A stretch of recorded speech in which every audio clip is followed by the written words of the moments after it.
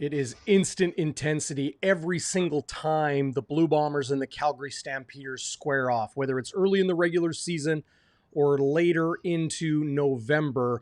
Always smash mouth football between these two pillar franchises in the CFL. What's going on, everybody? It's Game Day Winnipeg, looking ahead to Week 5 between the 3-1 Blue Bombers and the 1-2 Calgary Stampeders. Let's bring in the man, the legend, Chris Walby. What's going on, Bluto? How you feeling? I got questions for you about this game.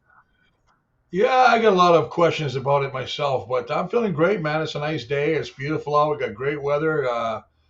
It's going to be a good day for a game tomorrow. I hear it's like 23, 22. That's not bad. I know big guys like us, we like that weather like that. No humidity. It's going to be great. Guys like us can run like deers and gazelles all night. So it's going to be good.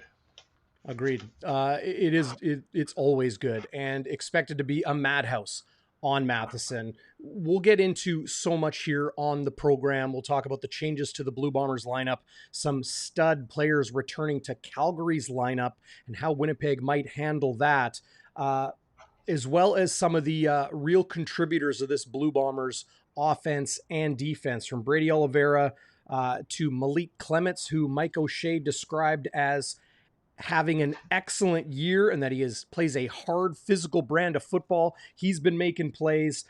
Greg McCrae popped off the page in his 2023 debut in Montreal last week. Some of the different looks the Blue Bombers offense are giving you. And then, of course, Zach Collaros named Pro Football Focus's top performing quarterback for the month of June. But before we get into all of that, and you can file this under overreaction, Chris Walby, but I have to ask, are the Blue Bombers being disrespected because they're number 3 in a lot of people's power rankings going into Week 5?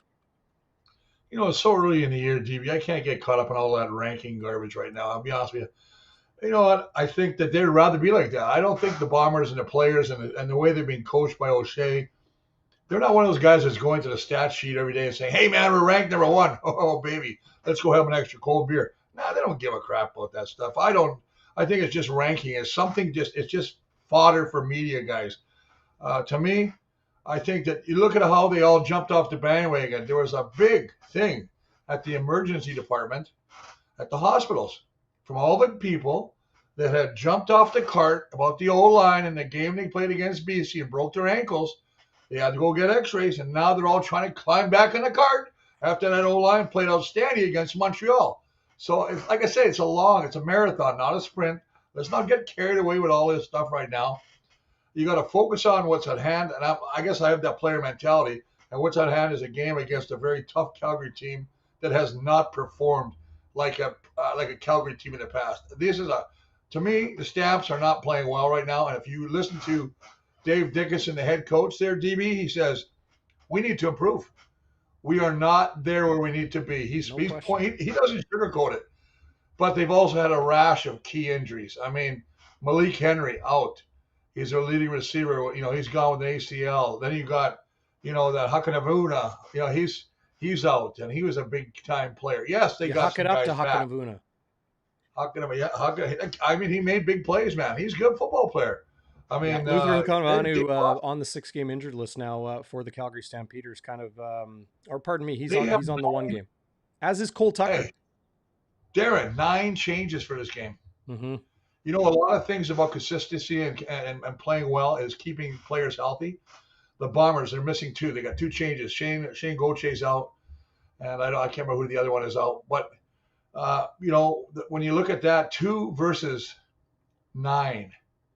It's crazy when you think about 9 changes. I remember Saskatchewan went through this when they had the big injury problems, and they're doing that again this year. They're having a problem in Riderville. But Calgary, just to me, I want to know, is Jake Meyer a one-trick pony? Or Mayer, is he a one-trick pony? Because, I mean, he started off hot. I mean, he was the reason that Bo Levi, they said, you know what, Bo, you're a little gray in the beard. I mean, the move looks smart, too, when you look at it now. Obviously, he's hurt with Hamilton, but Mayer when he played, he looked fantastic. He's played well against the Bombers, even though he's 0-2 versus us. But he's only thrown 2 touchdowns, 5 interceptions. He's made some really difficult decisions. at key times in the game. Now, is it because they got new receivers? They got guys running wrong routes, the breakdown in the offensive line. They got a whole bunch of new offensive linemen again now. So there's a number of factors to bear in. I just want to see if Calgary's the team that I thought they were, because I think you want to talk about rankings and what we graded these guys and where we ranked them, putting the power rankings. I think Calgary's ranked up top with us, but this year they just. I mean, I'm surprised. Hamilton is looking horrible. Edmonton is a disaster. Expectations are one thing. Yeah, expectations are one thing, and then what we see in the games is another. And Calgary just has not been good this season. 1-2. Now they are coming off the bye. They are beat up. A lot of changes, as you mentioned, but they are coming off a bye, so the guys that are playing will be fresh. They have the addition of 2 game-breaking receivers. So, yeah, Cole Tucker comes out, Malik Henry and Luther Kanavanu all injured and out right now. But you add Reggie Begelton, who is just an absolute game-breaker. There's no other way to put it. And Mark and Michelle back from the National Football League. I learned last night on Bonfire midweek when Danny Austin of Post Media Calgary joined me for the show, and go check it out. Great conversation with Willie Jefferson. If you missed it last night, go check it out. It was very entertaining. No surprise there. But Mark and Michelle back from the NFL, cousins with Sony Michelle, the high profile running back of the New England Patriots for a long time. So we're going to get into those changes, all that sort of thing. I know you're fired up, Chris, because you took my question about disrespect to the Bombers and power rankings and the rest and took it all the way through this matchup, which is great. But I hear you when you say power rankings are fodder for media types, right? I'm a media type. You're a pseudo media type. I'm a sort of media type now, but the thing is, I also, because I have that background, I can only speak from experience, and we never really looked at that. I mean, I know there's guys that look at your personal stats and they say they don't. I know they do, because a lot of the contracts are, bonuses, right? You get, you lead the league in catches, or you make interceptions or something like that. You get a bonus. There's no bonuses for power rankings. Yeah, and that's on a personal level. But as far as the other things, they're just basically focused on one win, and I really hated that line when I played, and I still hate it now. One game at a time, even though it is one game at a time. It's so vanilla. It's so vanilla. Well, there's no excitement. 0-0, and you're trying to get to 1-0. Well, I mean, I'm hoping for a good game. I think it will be. I think Calgary, every team that's come off a bye this week, this year, Darrin, is undefeated. So that is a kind of a neat little stat if you want to throw stats out there. But Jake has to play better. I mean, right now, I looked at one of his stats that really jumped out, Jake Mayer, and I'm going back to Calgary here again. And I'm disappointed in the fact that he's on throws of 20-plus yards. He's only completed 2 passes out of 14. And that stat just jumped out at me. Like, what's going on, man? Where's the threat? I mean, you look at, Zach, the way he throws the ball, and he's got 11 touchdown drives. He's doing everything right. As you mentioned, whatever that award is. Pro Football Focus. How they call him, Pro Football Focus now? Player of the month for June, and well deserved. I mean, he's had a great month, but I just want to see what happens. When I look at some of the things on Calgary, I think that they do have a good defense. They got Titus Wallback. He's a great linebacker, and they got Julian Charles back from injury. Defensive back, right? Plays the dime.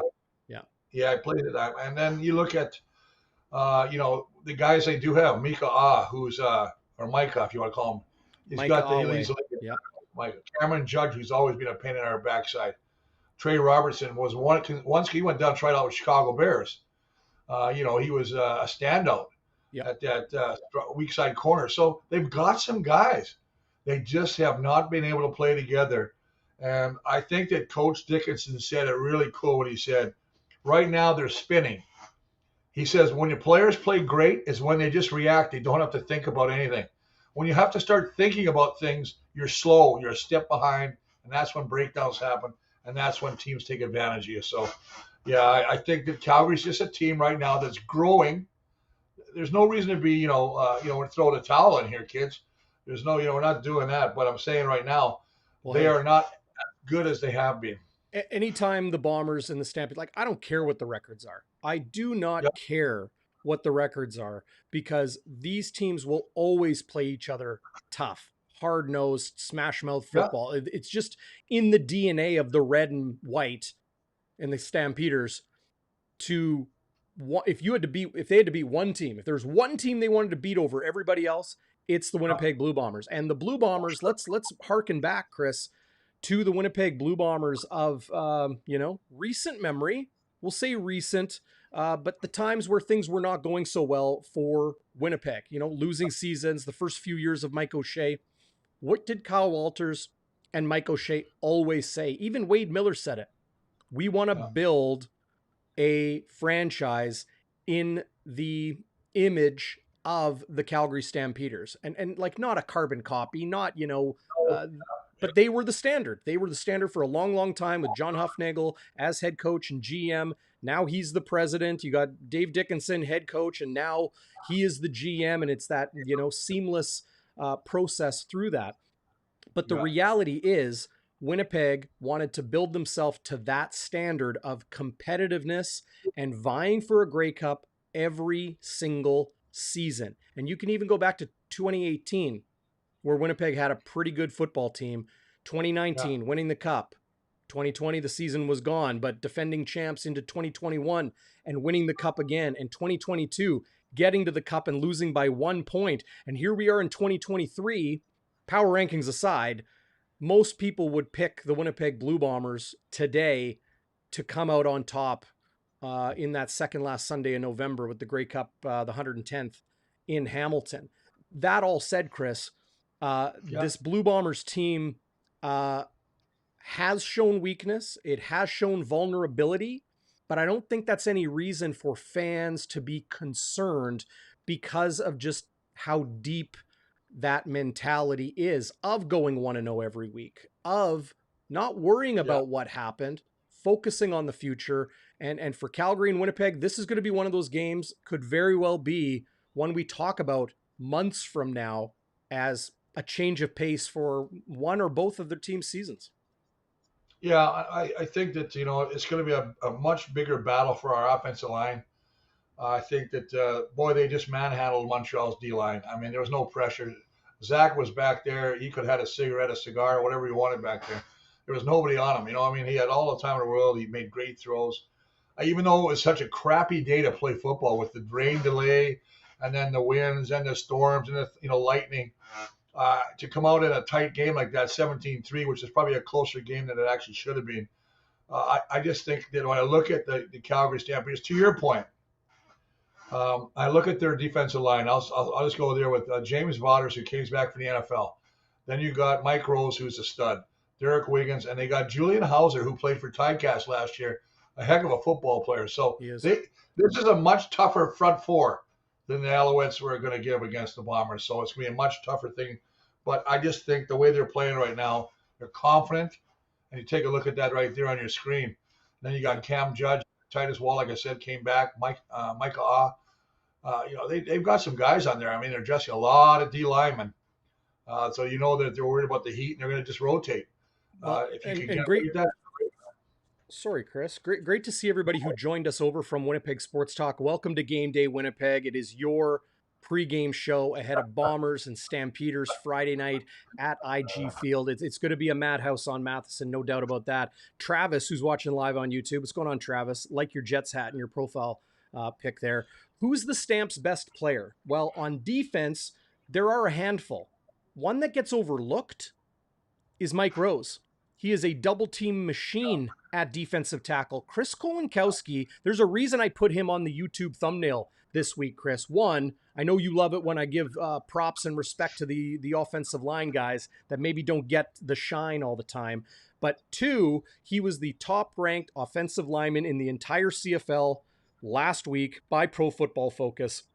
He's going to be taking on Mike Rose here at defensive tackle. Derek Wiggin, a veteran and very good player. You mentioned Julian Hauser here at yeah, defensive end. James Vaughters as well. Mike Moore is a dangerous player. We all are familiar with him. Micah Awe has been very good some people don't know this. A member of the Winnipeg Blue Bombers in 2020 signed a 1-year contract, no season, contract expired, and off he went. Cam Judge is probably their best Canadian player, if you had to ask me. You mentioned Trey Roberson, Jonathan Moxey. They got some players on that back end. Brandon Dozier, a veteran, more in a reserve role now at safety. But offensively, Chris, who is their best player? Is it a young guy like Trey Odoms-Dukes? Is it Reggie Begelton? Probably. Is it Mark and Michelle coming back from the NFL? Maybe. Is it Transcona product, Winnipeg's own Zach Williams at left guard? Well, he's one of the best O-linemen in the league, no doubt. Sean McEwen could be the best center in the league. Ryan Sevier, another outstanding offensive lineman. Maybe not Jake Mayer these days, but while Kadeem Carey is on the 6-game injured list, Chris, and led the CFL in rushing last season, I look at Dedrick Mills. This guy is probably today, maybe outside of Reggie Begelton, maybe outside of Cam Judge as a Canadian, I think Dedrick Mills is their most complete, dangerous player on the Stampeders. Yeah, I agree with you. And I'm missing a bunch of guys. You mentioned Kadeem Carey. And also the guy that I really like to watch as special teams is Peyton Logan. You know, I mean, these guys are out. But if you look at, again, when we talk about the Bombers, and one of the things the Bombers have been very, knock on wood, they've been very lucky about, and they've been very fortunate, I should put that there, their consistency on the O-line and no injuries. You look at Calgary, they've got Thornton. Hugh Thornton's back. He's just started right tackle. They moved Bryce Bell, who's played center, played left guard, and now will be at left tackle. And they asked him what he thought about playing against the likes of Jackson and Willie Jefferson. And he says, I'm jacked up. I'm ready to play against these guys. And, you know, let's just get to it. But here's a guy that hasn't played but 2 quarters at tackle. And now he's getting the huge task of going against 2 of the very best defensive ends in the league. So there's a lot of things happening. And when you're talking about that O-line again, and you're talking about the chemistry, the fact that they're not playing together and they've got 2 changes in there right now. The interior looks good, but it's the outside that you got to worry about because Willie's a freak and he's playing better and better every game. And I know everybody gets used to hearing Willie, but Willie just is that kind of special player. He's a unicorn. I love him.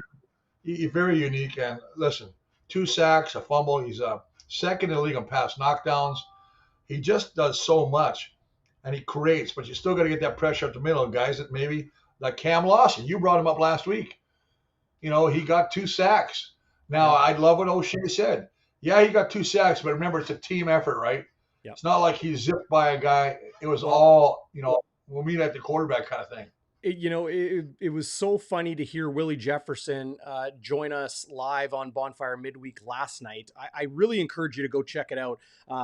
Very entertaining conversation with the one-of-a-kind on the field and off the field, Willie Jefferson. But he talked about Cameron Lawson, whose nickname in the Blue Bombers locker room, Cameron Awesome, which I think is hilarious for, a third-year Canadian D tackle. But talking about Lawson saying like, hey, Willie, you want to set me up for a sack? I'll take your loose change. I'll take your leftovers.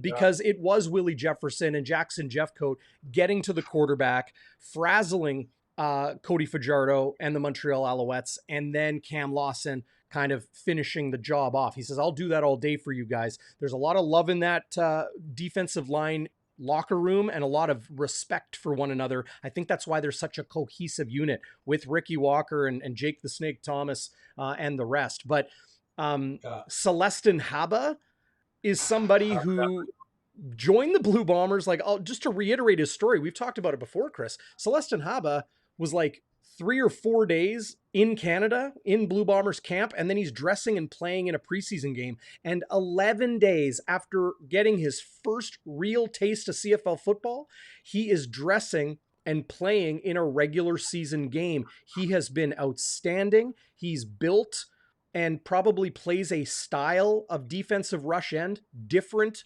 than the longer, more, stretch the edge type rushers in Willie Jefferson and Jackson Jeffcoat. He is more compact. He's more speedy and dips and rips and that sort of thing. More of a Von Miller type, more of a Sean Lemon type, for NFL and CFL comparisons. But Celestin Haba, I think, is somebody who, like I said about Jackson Jeffcoat a few years ago, this guy's going to be really, really good. Well, I think I agree with you. Your points are right on. I mean, as a former tackle on the offensive line, I mean, one of the things that used to be you have to keep your brain going, you have to keep your mind sharp, is that when they get a new guy in, they're rotating defensive ends on you, defensive tackles on you, and they all have different techniques. And if you start getting stuck on one technique and another guy comes in and he may be a quick move to the inside kind of guy or a step inside a ratio on the corner, you're going to get beat. So it's a tough thing. And I think that's what I love about the Bombers. They've got great change of pace at that end. I mean, let's not forget the rookie, Anthony Bennett, who's getting a lot of playing time too now. So they've got their defensive line is one of the best in the CFL. They're playing very well. They've got to get pressure. That's one thing I thought that happened when we played BC. It seemed like the BC offensive line did a pretty good job of knowing what the Bombers were going to do defensively and defensive line wise. And so you watch what Richie Hall did and changed it up a little bit last week against Montreal. And they brought a different type of blitzes and stuff like that. So I think you have to really mix it up. I think it's going to be a real battle. If you start doing some twists and you get guys going against Sevier and Thornton on the right or Zach Williams and Bell on the left, man, I tell you, you can get these guys at different levels. You can create a lot of confusion and really make Jake Mayer hold on to the football or make bad decisions with the football. So, not to give a whole, story on it, but there's so many little stories within the story here that are going to come around. Well, and one of the, kind of sad stories within the story of the Blue Bombers defense is Yeah. Adam Bighill, who was away from practice all last week, but did travel and play in Montreal. And his extended family and support crew around him, heavy hearts as Adam Bighill's father passed away just over a week and a half ago in late June. That's why Adam was away. It was sudden, it was unexpected, so it definitely shook the Bighill family, shook Adam, but he is with his teammates, and Mike O'Shea spoke about it. Adam Bighill shared all of this, of course, publicly on social media, so that's the reason why we get into the details of it, but overwhelming response of support for him. And like Mike O'Shea said, to have his teammates around him, rallying around him, lifting him up, I think is incredibly important. Yeah. If you looked at what he was talking about, DB, and how much his dad influenced him, Mm-hmm. and was such an impact on his life and developed him, turned him into the man he is today. I mean, I sent Adam a message, conveying my heartfelt condolences to his family. I've talked to Adam, never played with him, but I have such great respect for him as not only a football player, but as a person. So I sent him some. And then I also reached out today to Gene Gaines' family, who Gene Gaines was a defensive back coach with us back in the 80s, who is on the Ottawa Rough Riders, and I'm saying the Rough Riders because that's what they were back then, Wall of Fame. And he just recently passed away, and he was one of our coaches. So again, condolences to that family as well. No question. So Adam Bighill could be playing very inspired football Friday night yeah, for sure. at IG Field.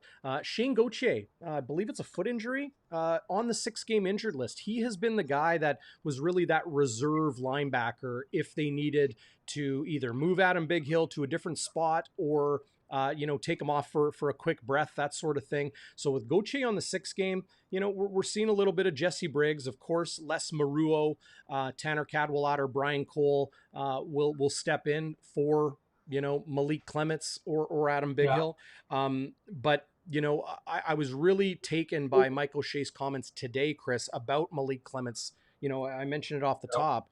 Having an excellent year, plays that hard, physical brand of football. Winnipeg's linebacking core maybe isn't as star-studded or name recognition as the Toronto Argonauts or the BC Lions, the Calgary Stampeders, like that. The Hamilton Tiger Cats with Simone and others. But with Adam Bighill anchoring everything, a young, impactful player like Malik Clements, and then a ton of really good Canadians and globals, Les Maruo and Briggs and the rest that are healthy right now and able to play, I think really has Winnipeg in a good spot. So you have that power up front, power in the sense of impact power of the defensive line, but then right there at that next level, Winnipeg rock solid at the linebacking core as well. They're straight down the middle. We used to call defense. Put a triangle. If people watching this, you put your hands in a triangle. It's the tackles, the middle linebacker, and your safety. That's your power triangle. So if you go from Walker, Thompson, and Bighill to Alexander, that's a triangle, and that's where you want to have power. Alexander obviously is the guy that controls. He's the quarterback of the secondary. Bighill is the quarterback of the front seven. He calls the blitzes. He tells them what's going on, man. These guys know exactly what they're going to do. They play together. And you mentioned Gauthier out, and I think that's one of the reasons they signed Gerard Bieksma. He's coming in. He's going to dress today. Is that just a temporary fix right now? I'm not sure. But you want to talk about Clemens and Malik Clemens, and I'm a big fan of his too. Makes me think about the other guy that used to be there and was having a great year till he got hurt in Kyrie Wilson. Mm-hmm. Now, somebody said Kyrie's being, running and he's doing some workouts with the athletic trainers. But I tell you, how do you get him in the lineup? Where do you put him? It's tough. I mean, that's the thing. You got a guy playing so well, and your chemistry is starting to build game after game. I said this all the time. Boy, sometimes when a door shuts, it opens for somebody else. Mm-hmm. And it definitely opened for Malik Clemens. So it's going to be interesting to see what develops over time when Kyrie Wilson gets healthy. Well, I think it is a good thing overall because Winnipeg, if anything ever happens to Adam Bighill or he decides to move on from football, he's in his 13th season in the CFL. Yeah. 13th season is outstanding for a middle linebacker. You don't see that often at all. But to have Clements, to have Kyrie Wilson, those Canadians, that's a good thing, I think, overall. But it's the defensive backfield, Chris, that's been getting a lot of questions because you look at Winnipeg's injured list and, Winston Rose, Jamal Parker, who started 9 games last year, all down on the 6th game. And for Parker, I think it'll be a while. For Winston Rose, maybe shorter, but he's still not, running around or practicing yet. Abu Daramy-Swaray, like people have been calling him ADS. Learn the guy's name. This guy is a baller, man. Abu Daramy-Swaray made a play in the end zone against the Montreal Alouettes that, in hindsight, could have saved the game because he was beat. He found a way to contort his body in midair and get his arm into the ball. And I think it was Austin Mack he made the play on the ball on in the end zone. And if Montreal had scored that touchdown, it would have been their only touchdown of the game, but it might have sparked something where the game could have unfolded differently. He is an athlete that is making things happen. Just a handful of games he's played this year as a rookie. But Abu Daramy-Swaray, man, I was really impressed with him. Demario Houston back. We know how dang good the human tarp Dietrich Nichols is. That's the nickname I gave him last year because he covers everything. You can throw him out there and he's like a tarp. Yeah. We'll keep everything dry and out of the sun. And then, of course, Brandon Alexander with, I don't know about you, Chris, that was one of the most outstanding plays. Another one that probably saved the game because he had an interception on the 2-yard line. That takes another potential touchdown away. And then he returns at 62 yards to lead to a Winnipeg Blue Bombers scoring drive. That was our bonfire burning point on After Dark. Yeah, it was a good move. I mean, he jumped that route. He saw where Fajardo was trying to go, jumped the route, made a great job, interception, and taken it down. Basically took all the air out of the Montreal Alouettes. They just playing so well. Now, you talk about Abu Daramy-Swaray. When you think about his first play, the first ever play that he played, he got pass interference on Hawley in BC. And everybody's going, oh, boy, here we go. Right. But after that first play where a lot of rookies would have their head down going, oh, geez, man, that kid has rebounded and really started to play very well. And I agree with you. There's going to be a lot of decisions. And you look at Evan Holm, who I think right now having an outstanding year. This kid has got great hips. And I'm not talking about the dance floor. I'm talking about when he's covering receivers, he can turn and run with all these guys. Yeah. He's tied for the lead in pass knockdowns with 5. He makes plays on the ball. Yeah, he'll get beat sometimes in front of him, but he comes up and he secures the tackle. But no DB's not going to have people complete passes on him. Michael Shea raves about Evan Holmes' feet. Says he has outstanding quick feet. Yeah, you can have great hips and crappy feet, or crappy feet and bad hips. He's got it all. He's doing very well at the UND product, North Dakota. So I mean, I love the way that kid's playing. Brandon, like I said, we've talked about Brandon Alexander. He missed a lot of last year. He's come back and he's getting stronger and stronger as this year goes on. I expect big things from him. You talk about Olin Darby. They love him because he just can do whatever he wants to do out there. Like there's no weakness on this team yet. They do give up a lot of yards through the pass. They have given up eight balls at 30-plus yards. They give up big plays. Ben don't break. Ben don't break. They have given. It's another stat, and I used to hate stats when we first did the show. I used to tell you about. Well, you read some things and they just jump out at you.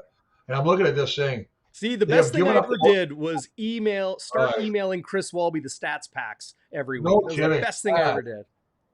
I got to tell you. Now I'm reading and it goes that the Bombers defense have given up the most completions at 83. So, I mean, there's some things here, right? I mean, the Bombers are playing well. And like I said, it's a marathon, not a sprint. Well, you know what, Chris? If you let a lot of completions, that doesn't necessarily mean that you're getting diced in the backfield, right? It could be so much pressure. It could be so much pressure on the quarterback that they're dumping the ball off. Those are easy completions. You're 100% right. I mean, if you want to look at it, then you say, well, how many touchdowns? I may have agreed with you a little bit there. As painful as it is, I'm going to stick myself on a pin pretty soon. They've given up 8 touchdowns. So obviously, when you've given up 6 passing touchdowns in basically 4 games, they're doing pretty good. So yeah, you're right. I have to agree with that. It's a stat that really can be misleading. You know what I mean? You start thinking, oh, well, what be at the rum hut? Oh, geez. Probably. That's a good question. Yeah, you know what? It'll be fun, man. I mean, it's gonna be a great game. Great game. I always said this, and DB, you hit it on the head of the show. Great matchup. As much as I like watching the prairie rivalries, Saskatchewan, Winnipeg, I really do like when we go against a team that has such a pedigree like the Calgary Stampeders. Mm-hmm. From like the coaches you talk from Dave, Johnny Huffnagel, who he played quarterback with me, Johnny Huffnagel. I told you the story a couple of years ago that we went drinking one night and I hung him on a coat hook. I left him hanging there. So, that's one of the things, man. We had a couple beers. He was singing with Val Belcher, rest in peace, Val Belcher, love you. And he was an offensive lineman. And we went up on stage and started singing Good Old Rocky Top. And we went out for some more cold ones, and he said something stupid to me like he always did. And I just took him by a thing and I hung him up on a coat hook and left him hanging there for a little bit. So, yeah, I got a lot of history with him. Great guy, great person. The league is small. And when you play with guys and they go on and move on to positions like the coaching or GM and now the president, you get proud of it. I mean, Lyle Bauer did the same thing with the Bombers, Yeah. He was here from an O-line, went to help out, and he was, basically Cal's right-hand man. So, and I told you that when we go to his room and Cal was not supposed to eat peanuts. He'd eat peanuts, and he'd have a few too many beers and tell me who he's going to cut. And I'd be like, geez, I don't want to hear that. Don't tell me. I don't want to hear it. But, we had a lot of fun. The stories back then are different, but. It was a different time, no doubt. I'm just I'm starting to get a little, while we were drinking dry. Good comment by Aisha. We'll see about the rum hut. We know the rum hut is rocking during the game, but what about before and after? I like to go to Shannon's Irish Pub, 175 Carlton Street, in the heart of downtown Winnipeg and under the streets. Oh yes, it's Winnipeg's best kept secret. Eclectic atmosphere, awesome beverage and food selection, 21 beers on tap, including all of your a whole bunch of your local favorites.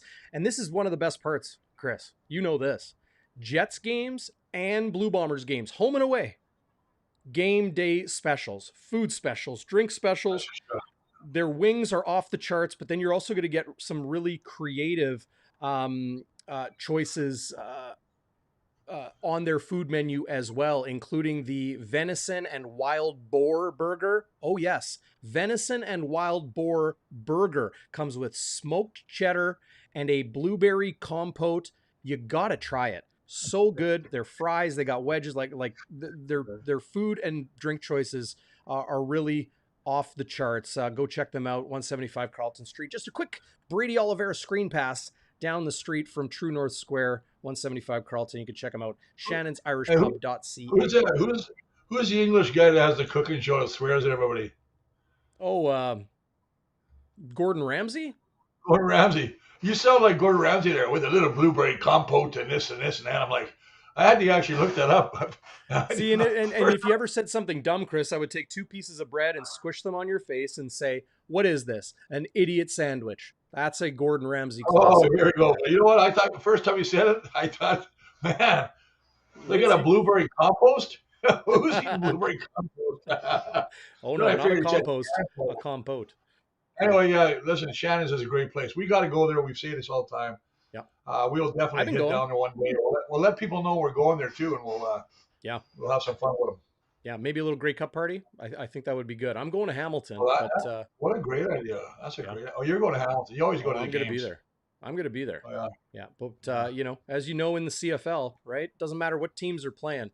The Grey Cup is a time to party and come together. Oh, yes. Offensively, Yes. Chris, let's talk about this Blue Bombers offense because, yeah, 17 points in the crummy weather, the wet, soggy rain, and the rest. But Zach Collaros is still incredibly efficient. He's thrown 2 picks this year, both tipped balls. Not his Yeah, I fault. saw that one. Then you look at Vernon Adams Jr. He had 2 interceptions out of his 6 against Toronto last week. That it's almost like you think he was throwing the ball blindfolded. But Yeah, Winnipeg's that was a shot. offense did often go 3 and out, 3 and out. They just couldn't get the continuity going. I know it's Yeah, difficult with the rain. Mike O'Shea talked about it this past week where they tried to go hurry up, especially in the final 3 minutes, and they couldn't because the umpire is drying the football with a towel yeah, and it's he not a has to football. place it Exactly. down. Absolutely. Yeah, he or she has to place it down and then move out of position and that sort of thing. But can we talk about Brady Oliveira? The O line has been very good. The receivers have been Yeah. good. Dalton Schoen leads the league in receiving and has more receiving yards through 4 games than he did last year as a rookie when he led the entire league in receiving. So he might even build on that. But Brady Oliveira, in my opinion, is coming into his own. And I don't see Yeah. that in a sort of cliche. He is branding himself as a workhorse, as a every down player, as a physical presence, as somebody that is going to deliver the blow, be the hammer, not the nail, spinning off of blocks, Yeah. running downfield and making impressive catches with his hands. The comparisons will always be there to Andrew Harris because they were teammates, because they won a Grey Cup together, because they're both Winnipeggers and Oak Park grads, right? Those are always going to be there. But the reality is, what we're seeing from Brady Oliveira now in his 2nd season as the full-time Blue Bombers starting tailback is that he is a star on the rise and making things Yeah. happen in his own right. You don't got to mention 33 at all. No, I think the biggest thing that I've been impressed with Brady is the fact that he's a running back that keeps his legs churning after contact, which reminds me of 33 Andrew when he used to Yep. play here. And now he's spinning. He's developing a spin. He's making guys miss. He's staying low. His pad level is low, making it very hard for guys to get underneath him. As you say, he's really good catching the ball out of the backfield. But he's also a great blocker. That's the thing a lot of backs don't get credit for, but he actually does a nice job picking up the blitz. And that's a huge thing. You get guys, they sit too far back. Blitz comes, they're right beside the quarterback. He knows how to meet him in the hole and do that. So Awesome what do you do? to see Daryl Brandel. As we'll continue the conversation on Brady Oliveira, but Daryl, who's watching live on Facebook, he is in the house. Hey guys, my wife and I drove 10 hours yesterday from North Battleford, Saskatchewan, and I'm now in Winnipeg. Went to the walkthrough practice at IG Field today. It was awesome. Daryl, you and your wife are awesome coming in for the game. 10-hour drive from North Battleford. Good on you guys. That's bleeding blue and gold. That wasn't what you were doing when you had your hand up like a phone call. I was like, what are you doing, man? What does Right that on. mean? Hang loose. Oh, Hang right 10. on. Right on. I like to do that. My fingers are broken now. So, but yeah, you're right. Brady's doing a great job. I mean, and we also should give a little pump out since we're in the broadcast here and congratulate old Nick Dembski on Yes. the birth of his first child, Ray Elizabeth, and his wife Vanessa. Congratulations to Nick. I mean, I know it's always special. Mm-hmm. Yeah, and it's the first one, so I mean, I think it's great, man. I know a lot of people are pretty excited for him, and he was talking about the family atmosphere and how he's getting advice from everybody, and how the sleep's becoming a little bit less and less because obviously when you have a young child, the moms get tired and you have to kind of pick up the, he's going to have to take care of some of the slack. So Yeah. congratulations to Nick.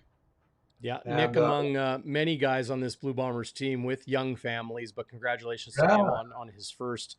Larry TSG mentioning Jake Thomas also became a father this year. That's why he arrived at camp late. Right. Yeah. Good point. But, no, they're littered. The litter is they're littered with litter. Does that make sense? I don't know if it does, but there's a whole ton of kids and partners hanging out at practice and watching and that sort of thing. So I think that kind of adds to the family dynamic inside the locker room when it expands outside too. Donald, sign guy, says we're wondering about Brady Oliveira last season, and some people were calling for Johnny Augustine. Remember that? Oh, I did. And I think we were hard on Brady too. So I remember we were in the beginning, he was struggling, and we were like, is it going to be? I said it's pretty good. It's probably a good thing we signed Johnny Augustine again. I probably wasn't 100% sold on Brady at the time. No, I knew he had the potential, but he just seemed like he wasn't breaking out of that shell. Mm-hmm. And all of a sudden, he just, as the year went on, he started to. And like you said, now this year, not even talking about it anymore. He's having a great year, an all-star type year right now. Leads the league in rushing with 327 yards, a nice 5.3 yard average. You can't beat that, man. Yeah. Travis saying, wait a second, there's public practices for the Bombers? Oh, yes. Walkthrough is always open. That's the day before the game, 11:30 a.m., that sort of thing. Usually one or sometimes two practices during the week open, late morning to early afternoon. You can call the Bombers office. They'll give you details on that. You can follow Darren Cameron on Twitter as well and ask him. The Blue Bombers public relations and player personnel director. Is that right? Yeah. Player, whatever it is. He's got about 7 hats and wearing 5 at a time usually. Brady Oliveira is just part of it, Chris. What's that? What? Sorry, Jim. MRV, what a great comment. Bombers need to open a daycare at IG Field. You're right, because Zach Collaros, I remember he had one, and you're talking about. I see Daryl says that he talked to Nicole and Carol Barrett, who's one of the best people that ever works in the Bombers. She's still there. She's a heart of gold, man. You need any for alumni. When we call, you get a hold of Carol. It's solved like that. It's that fast. So, great point, and that's a great comment. I love that comment. Daycare. That's pretty good. It goes beyond Brady Oliveira, though, Chris, with the Blue Bombers backfield, because we've seen obviously Nick Dembski be involved in the run game. Rasheed Bailey, new to the run game this year. He's getting touches just like Nick Dembski. But this past week, without Nick Dembski in the lineup, well, he was there on the depth chart, but did not travel to Montreal, didn't play with the birth of his child, of course, here in Winnipeg. We saw Greg McCrae, and boy, is he an exciting player. He brings so much versatility, so dynamic, fast, good hands, can run routes well, can obviously run the football. He is a tailback, I guess, by trade or by definition, but another nice piece on offense for Buck Pierce and Zach Collaros to use. Well, yeah, 12-point average in a game last week. I mean, obviously the guy can run the football. Great hands on the backfield, just willing to play and do whatever they say just to get in the lineup. And that's how tough it is to get in. That was his first game. That was his debut of this year. We knew what he could do. We knew he could return as well. So they've just got so many weapons. But a guy that I'd like to talk about too is I really want this guy to get a little bit more pump. And that's my buddy there, the Guitar Man. Because the Guitar Man is playing really well right now. And I'm obviously talking about Drew Wolotarski. Yes, you are. He is having himself a whale of a year. A lot of times he used to put a Canadian receiver out wide and he'd just be a decoy. This guy's making great catches, 14 for 3 touchdowns, leads the team in touchdowns, 6 of 14 second downs. He just is a guy that's making plays. And I know they love this guy because he's so unselfish. I mean, this is a guy that he goes to his own vibe. He's funny. I mean, I could. That's a good way to put it because he's a vibe. Yeah. All right. Oh, he has a different vibe. Oh, there's no doubt. He's from the 70s, man. You know what I'm talking about? He'd have the psychedelic van, man, with the big old dice in the front. Everybody's dude or bro. Oh yeah, that's right. He'd hang out with, who those two guys who used to smoke all the blunts? Oh Oh, man, Cheech the and comedy guy. Chong. Rich and Chong would be his best buddies. Not saying he does that, but the attitude. He's just funny, man. Well, He Tommy just Chong makes. is Canadian too, which is kind of funny because nobody thought he was. They thought he was from California. And then there's Drew Wolotarski, who is Canadian but hanging out in California, right? Going to school at the University of Minnesota and the rest. It was nice to see him get a touchdown last week with his parents in the stands in Montreal. So Yeah, they that was came cool. up from Quebec, so that's really nice. So yeah, I mean, I just like the guy. I like the way he just makes me laugh. Like I know he's playing. He does a lot of benefits. He goes and plays in some of the local watering holes. Yeah, He writes his own songs. This guy's multi-talented. I mean, yeah. uh, And he's got it's himself one of a nice Winnipeg lady. That's why he hangs does he out here really? so much. Well, that's It probably a makes great sense. reason. I mean, it It, makes sense. I mean, what it's like, man. We got beautiful women in Winnipeg. That's the thing. We got gorgeous special. ladies here, man. It's special. All you guys that want to come to Winnipeg, you better come here. Better bring a ring. Yeah, as If you Walby's want to put that ring on it, as Willie Jefferson says, "Come on down." come on down. That's right. Well, let's take a Oh, look at the Blue Bombers offense, Chris. The offensive line, maybe not their best game in the loss to the BC Lions, but I don't think people even want to talk about it anymore. Stanley Bryant, Jamarcus Hardrick, Pat Neufeld, Jeff Gray, Chris Kolinkowski, the top-ranked offensive lineman in the entire CFL by Pro Football Focus this past week. Tui Ellie, Liam Dobson. Dobson also very highly ranked by Pro Football Focus. This group, I yeah. don't think I think it's easy to rag on them when Collaros is under pressure, when the run game can't get going, when Winnipeg, can't sustain drives and move the chains, when pressure's coming. It's easy to rag on this crew. But hey, I think you can speak to this better than anybody, Chris, or as well as anybody for sure. You don't get a lot of the recognition when things are going well. We rave about Oliveira and Dembski and Zach Collaros and Dalton Schoen. If it wasn't for those 5, 6, 7 guys up front, it wouldn't be happening. Yeah, I think that you talked about one thing that's changed, and that's Pro Football Sports, the forum, or where you have the power rankings or whatever. I'm not remember what you call it, but they rank all the O linemen now. And the O line for the Bombers in 2 out of 4 games have been the top line. Chris Kolinkowski 2 times has been a top lineman. Yeah. And then you've got Jamarcus, who's playing very well. And that's you're not even talking about your Hall of Famer here and Stanley Bryant on the other side. So I mean, this is now he's quoting Beyonce. Donnie Cruikshank, that's a great line. You're right, man. You've You can changed, tell Chris. I You're a do listen to stats country guy. folk. You're a stats guy now. You're talking about rankings. You're talking about Changing. I'm analytics. like a moth. I'm a moth that's changing to a butterfly, brother. I'm just spreading my wings. Do you think that BC game was an anomaly? Do you think Winnipeg's offense just maybe got out game planned, or did the offense get out physicaled?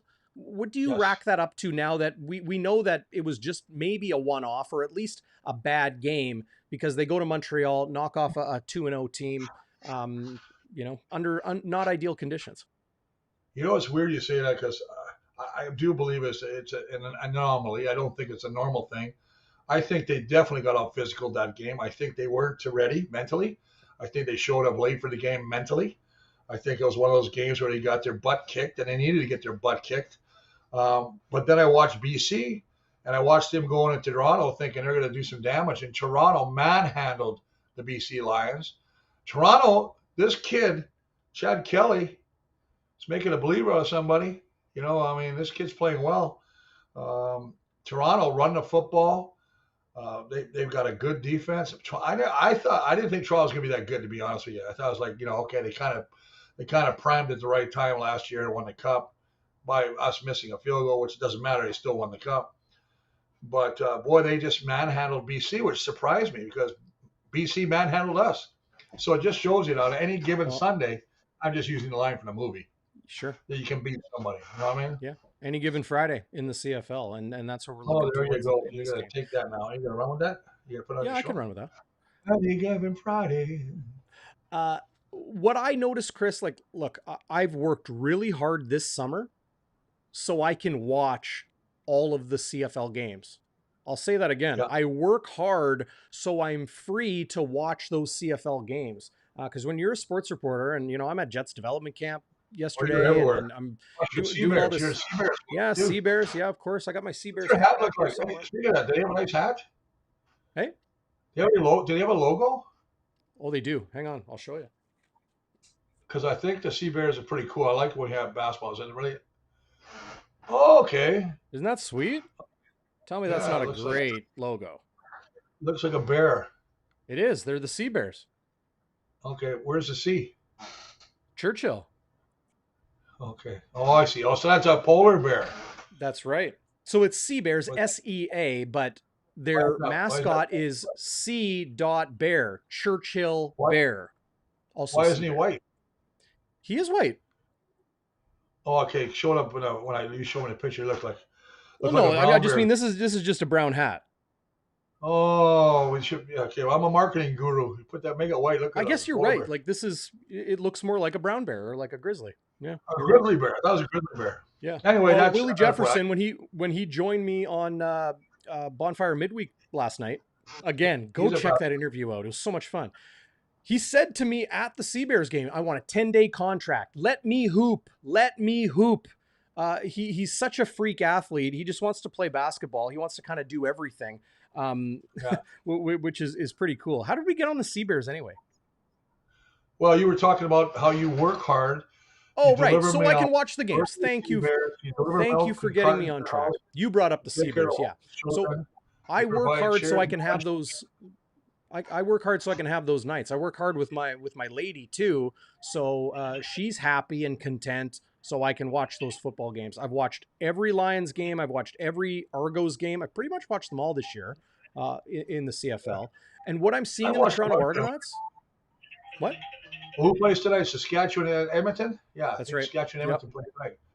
So that'll be a good game. I think that Saskatchewan will be interesting to see if they extend the helplessness of the Elks. I just one of my pet. You really want to talk about that? Oh.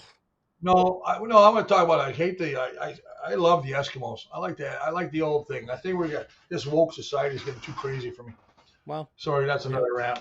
I like the Eskimos. Well, what I'm trying to say is, Chris, I've watched these Argos games. I've watched these Lions games, and I watched that game. And I know it doesn't make sense. I talked about this last night as well.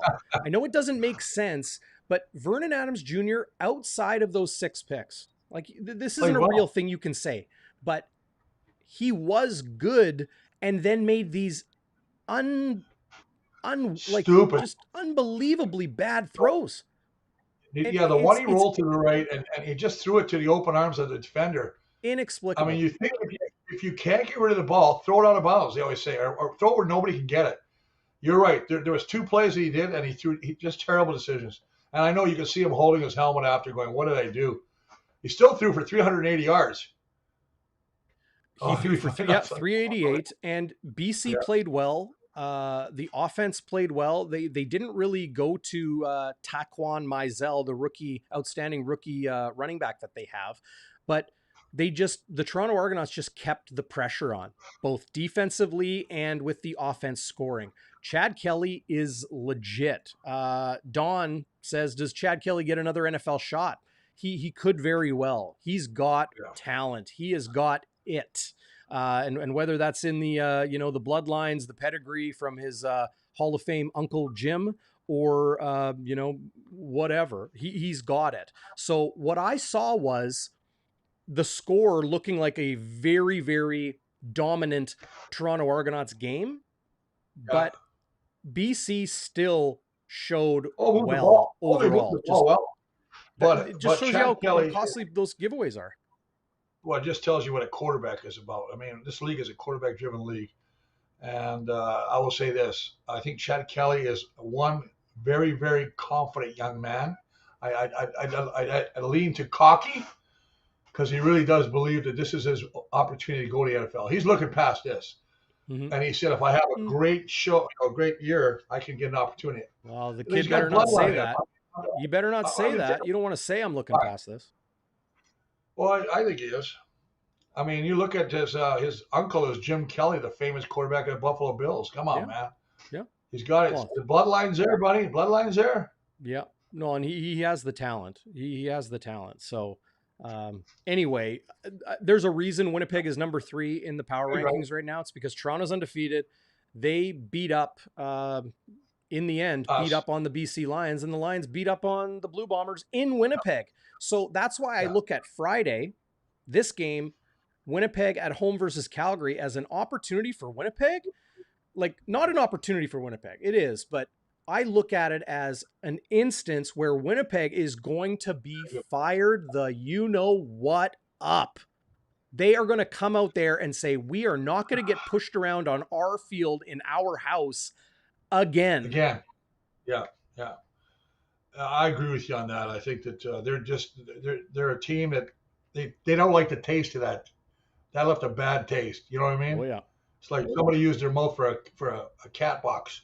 So, it's not good, man. It's just, you gotta just come back, and I think they're gonna play well. I really do think they're gonna play well. I think it's gonna be a lot of Brady Oliveira tomorrow, and and they can throw the ball around. Maybe more Greg McCrae. He might just get more opportunities tomorrow again. Yeah, I want to pull up the offensive depth chart one last time. Drew Brown was away for non-injury related reasons this week. Mike O'Shea said it's possible. The word he used was possibly in answering whether Drew Brown will dress. So not ruling him out yet. He is on the depth chart and listed as the number 2. Dakota Prukop, veteran. We know he's going to run the short yardage. They are okay there, even if Brown can't dress. Of course, Brady Oliveira getting the start. There's Greg McCrae once again at slot back. I expect Janarian Grant to get more and more involved every week, Chris, because he's just so dangerous and physical for a small guy with the ball in his hands. Rasheed Bailey starting at wide receiver with Carlton Agadosi out this week. Dalton Schoen in his usual spot next to Nick Dembski. I would take this side-by-side duo, Dembski and Schoen, over anybody any day. Good gracious, that is a lot of diverse talent there. And then your guy, the guitar man, as you call him, Drew Wolodarski, at wideout. So Winnipeg looking pretty good offensively. It'll be, your keys to the game are now. But my key in this game is how Winnipeg's offense plays against Calgary's defense. That is, I think, where we're going to see the tide of this game shift. If Calgary is going to win, they're going to do it defensively. Yeah, I agree. I think offensive for me, they have to be able to. It's almost like it's for both teams, but for Winnipeg, they have to establish the run, then they got to stay with the run. It opens up so much. If Brady can get that running game, and I love their little slot back sweeps they do and keep everybody off balance. You mix it up. You keep doing that. You open it up for Zach to go and find all these different targets. He's got 6 or 7 targets to throw to. He's always using all of them. He's utilizing everybody. On defense, I think you got to force Cody Fajardo to beat you through the air. I think that, you hit on it. Dedrick Mills is a heck of running back. They've got this new guy, Levante Bellamy, they really like out of Western Michigan. He's backing him up. Obviously, no Peyton Logan. But having said that, if you can take the runaway and force Jake has not played well. 2 touchdowns, 5 interceptions. That's not to say he won't rebound tomorrow. Now they've got, Mark and Michelle back, and they've got, as you mentioned, the star Reggie Beckington back. But I think that if they're going to beat you, they got to beat you through the air. I'll be surprised they beat us to the ground. And what do you want, special teams? Do you want special teams? What? I can't hear you, buddy. Do you want to do special teams? What are you doing, man? Are you taking off already? Listen, I'm special teams. We got a big advantage in special teams. They got a great kicker in Cody Grace, but we got the best returner in Janarian Grant. Yeah. And they don't have a returner now. Peyton Logan was the guy that used to break all his things, so he's gone. He's not playing, so we got a big advantage there. And then you got 2 of the best field goal kickers in the CFL. Rene Paredes mentioned his first 2. He's 8 for 8. But how about the other guy? Andale, Sergio Garcia. Who? 8 for 8. Sergio Castillo. Did I say Garcia? Sorry, I was thinking about Garcia, the band. You've been watching too much golf. Oh, God. Sergio Castillo, 8 for 8. He's 18 of 18. His last 18. I know. I'm losing my mind right now. It's just been fun. I know, and you're on my case. I'm losing my mind too. I know. It's been a busy day, man. Tyler Fabry. Tyler Fabry in the live chat sent me a note on Twitter today saying he's a rare opportunity he can watch Game Day Winnipeg live. Awesome to see you, Tyler, offensive line coach of the Oak Park Raiders. So he's already watching the next crop of Oak Park offensive talent, looking to make that next step to pro. Outstanding career as a player on the offensive line, Chris, for the Manitoba Bison. So good to see you, Tyler. Thanks for joining us. As always. Yeah, waiters, I will pay a fine. 2 days in a row, I get caught with the mute button no stuff. kidding. Yeah, I'll take it. I was going to do silent. A couple years ago, Chris, it was quarterback Jake Mayer coming into Winnipeg, getting his first CFL start, and he went, I remember it as 17 of 17. Danny Austin, who joined me yesterday on Bonfire, he said it was 18 of 18 and set a new CFL record. I thought it was 17 of 17. Either way, he lit it up.